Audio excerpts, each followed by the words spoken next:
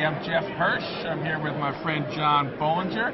He's president of Bollinger Capital Management, BollingerBands.com, and he's a certified financial analyst and a charter market technician, and I'm to know now the first person to ever hold both of those titles, CFA and CMT, so it goes back a ways. It does go back a ways. Goes back a ways that I knew your father before you. I think I was in grade school when you did the Bollinger Bands. Yeah. Maybe middle school. Yeah. So back in 1980, you created this thing called the Bollinger Bands. Everyone knows them, uses them.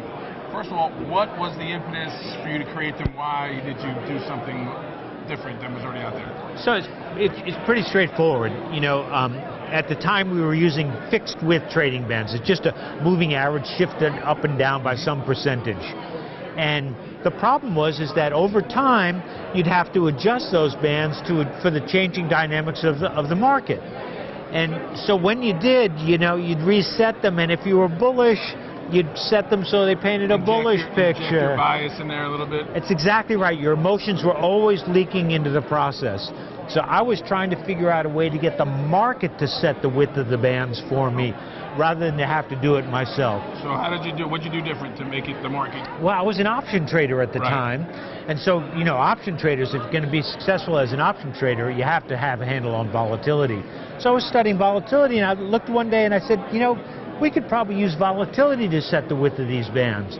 And so I played around with a few formulations and such like that and came up with the bands. And so a little standard deviation overlay on the That's correct. So the Bollinger Bands are a moving average, which is a measure of central tendency, typically a 20-period moving average, and then a line above the moving average and a line below the moving average.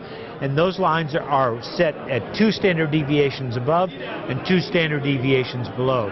So when the market's quiet, the bands squeeze in together. When the market's very volatile, the bands adapt to the market action. And how can the Bollinger Bands help traders make their moves, make their decisions, entries, exits, and that sort of thing? So what they do is they give you a definition of whether prices are high or low at any given time. If you're at the upper band, prices are high. If you're at the lower band, prices are low. So you can take that information and you can use it to like diagnose top patterns, and you can use it to diagnose top patterns. Or you can look at the width of the bands, and you know, you find periods where there's a squeeze going on. The bands have come very close together, and you know there's liable to be a very strong move out of there. So you have an alert so that you know what to look for. So it's not something you use in a vacuum, it's something you use in conjunction with your other indicators or trading analysis for making a move. And especially volume indicators are very useful in relation to all of this sort of trading band work. Excellent. Great work, John. Thanks for joining us. Thanks, everyone, for joining us. My pleasure.